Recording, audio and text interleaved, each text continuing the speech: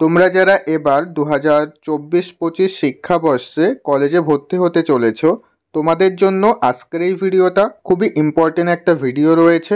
তাই প্রত্যেকেই আজকের এই ভিডিওটা প্রথম থেকে শেষ পর্যন্ত দেখবে।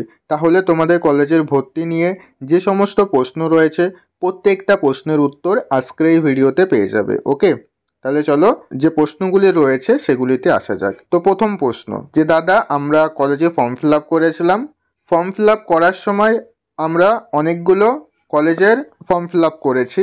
তো সেখানে আমি একটা কলেজ রেখেছিলাম ফার্স্ট চয়েসে, মানে ফার্স্ট প্রেফারেন্সে আমি যে কলেজ রেখেছিলাম সেই কলেজে আমার নাম আসেনি।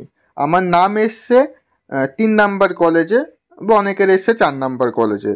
তাহলে এখন আমার কি করণীয়? তো এখানে তোমাদের প্রত্যেককে একটা কথা বলে রাখি, তোমার যেই কলেজে অ্যালোটেড দেখাচ্ছে তোমাদের প্রত্যেককেই এখন অনলাইনে পেমেন্ট করে ভর্তি হতে হবে।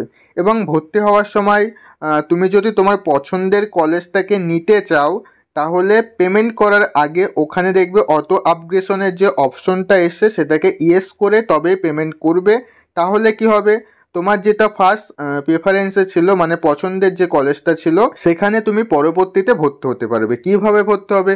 পরবর্তীতে যখন সেকেন্ড মেরিট লিস্ট পাবলিশ হবে, তখন তোমার যদি নাম্বার থাকে এবং সেই কলেজে যদি সিট থাকে, তাহলে তুমি তোমার সেই পছন্দের কলেজে ভর্তি হয়ে যেতে পারবে। ওকে, এখানে তোমাদের প্রত্যেককে একটা কথা বলে রাখি, ফার্স্ট লিস্টে যাদের যাদের যেই কলেজে অ্যালোটেড দেখাচ্ছে প্রত্যেককেই কিন্তু কলেজে ভর্তি হয়ে যেতে হবে, ঠিক আছে?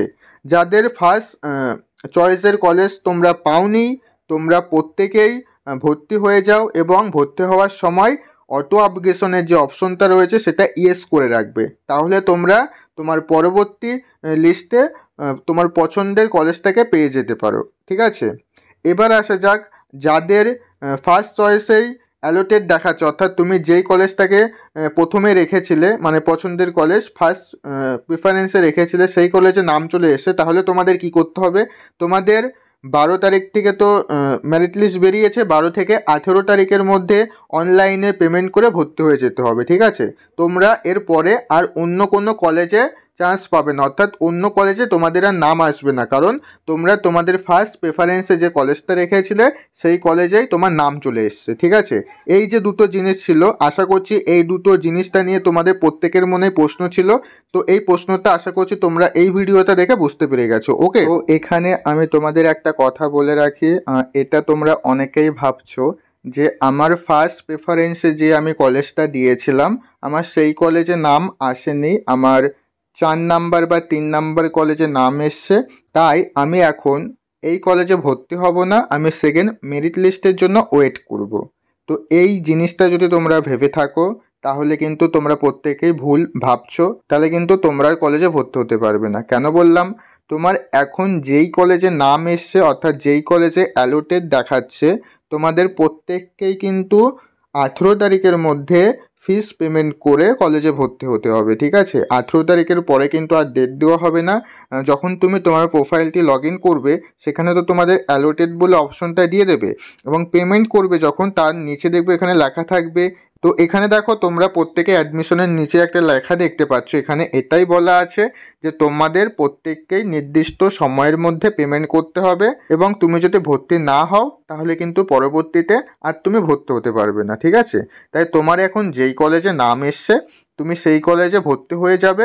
যদি পছন্দের কলেজে নাম না এসে থাকে তাহলে তোমাকে ওখানে অটো আপগ্রেশনের যে অপশনটা রয়েছে সেটা ইয়েস করে রাখবে, ঠিক আছে? তাহলে তুমি পরবর্তীতে তোমার পছন্দের কলেজে নাম পেয়ে যেতে পারো। তো এই জিনিসটা তোমরা যারা ভেবে রেখেছিলে, তো আমি তোমাদেরকে সম্পূর্ণটা ক্লিয়ার করে দিলাম, আশা করছি তোমরা প্রত্যেকেই সেটা বুঝতে পারলে। তো এই অটো আপগ্রেশনটা কাদের করতে হবে তাহলে তোমরা প্রত্যেকেই বুঝতে পারলে।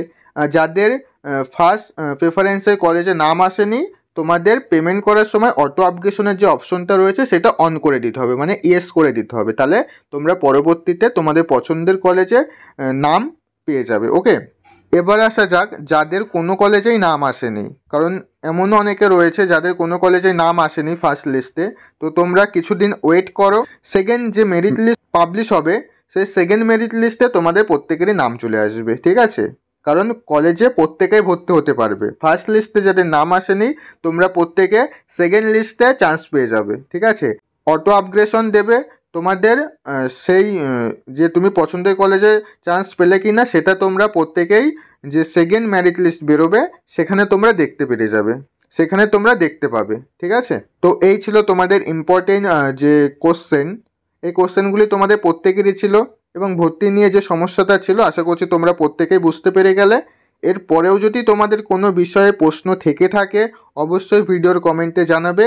আমি সেই প্রশ্নগুলি নিয়ে পরবর্তীতে আরও একটা ভিডিও দিয়ে আমি তোমাদেরকে বুঝিয়ে দেবো। ওকে, তো আজকের ভিডিওটা যদি তোমাদের ভালো লেগে থাকে ভিডিওতে অবশ্যই একটি লাইক করে দিও এবং আজকের ভিডিওতে অবশ্যই তোমার বন্ধুদের মধ্যে প্রচুর পরিমাণে শেয়ার করে দিও যাতে তারাও এই বিষয়গুলি জেনে যেতে পারে। ওকে, আর তুমি যদি আমাদের এই চ্যানেলে নতুন দর্শক হয়ে থাকো অবশ্যই চ্যানেলটিকে সাবস্ক্রাইব করে দিয়ে পাশে থাকা বেল আইকনটি বাজিয়ে দিও যাতে পরবর্তী college related A to Z update তুমি আমাদের এই চ্যানেল থেকে পেয়ে যাও।